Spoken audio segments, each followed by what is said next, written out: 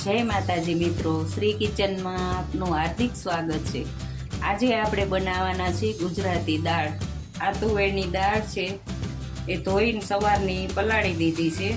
આ મરચાં, ટમેટા, સિંગદાણા, મીઠું, હળદર અને થોડુંક લાલ મરચું નાખવાનું છે। હવે આ એક કળશી જો પાણી લઈ લીધું છે, એમાં સ્વાદ પ્રમાણે મીઠું નાખવાનું,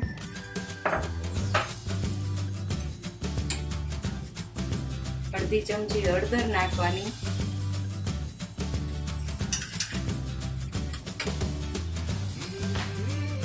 એક થોડું અમથું લાલ મરચું નાખવાનું,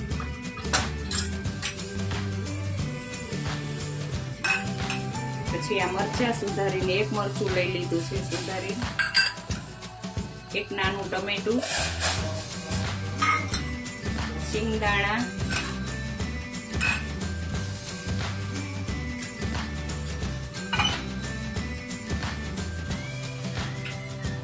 ખાંડ લેવાની। હવે એને મિક્સ કરી લેવાનું।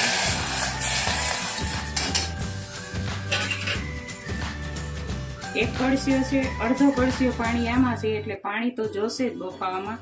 આ ધોઈને સવારની દાળ લઈ લીધી છે, નાખી દેવાની। તુવેર દાળ છે, કોઈને હલાવી દેવાની।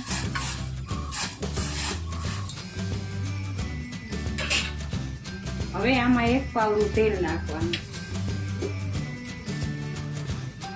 દાળ ઉભરાય નહીં એ માટે તેલ નાખવાનું।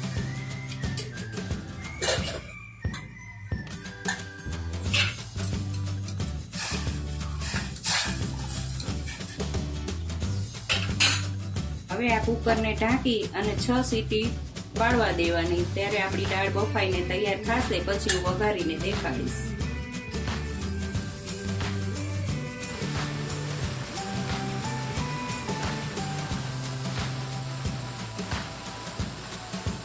જો આ હવે દાળ ઉભરાતી નથી, અંદર તેલ નાખ્યું છે એટલે દાળ નહીં ઉભરાય, ગેસે નહીં બગડે અને કુકરે નહીં બગડે, એટલે તેલ નાખો તો સારું। જો હવે આપણી દાળ બફાઈને સરસ તૈયાર થઈ ગઈ છે।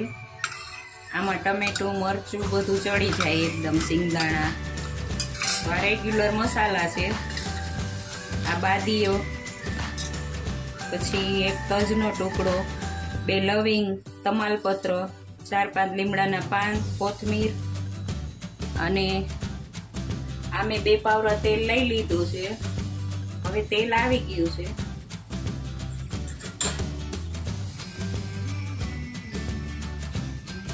એમાં મેથી નાખવાની,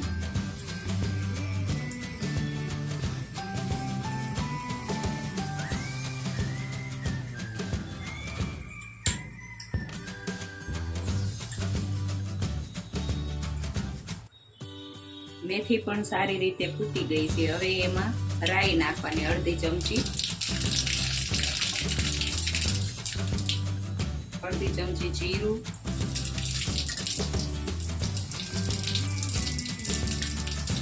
બાદિયા નાખવાના, તમાલપત્ર, 2 લવિંગ,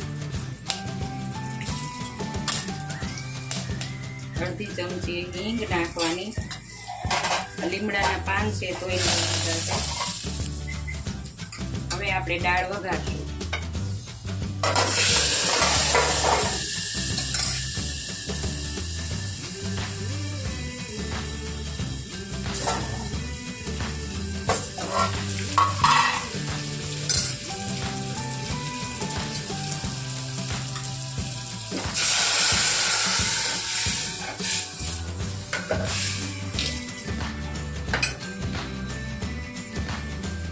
હવે આ લીંબુનો રસ છે, એક લીંબુનો રસ કાઢી લીધો છે।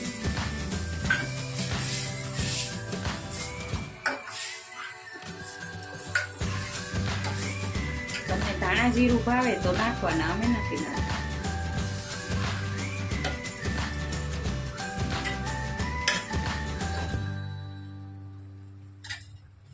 આ દાળ ઉકળે પછી કોથમીર નાખવાની।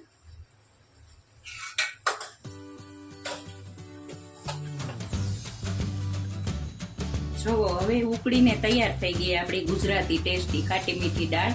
હવે એમાં નાખશું કોથમીર અને ગેસ બંધ કરી દઈશું. જો તમને આ મારો વિડીયો ગમ્યો હોય તો લાઈક, શેર ને સબસ્ક્રાઇબ કરવાનું ભૂલતા નહીં.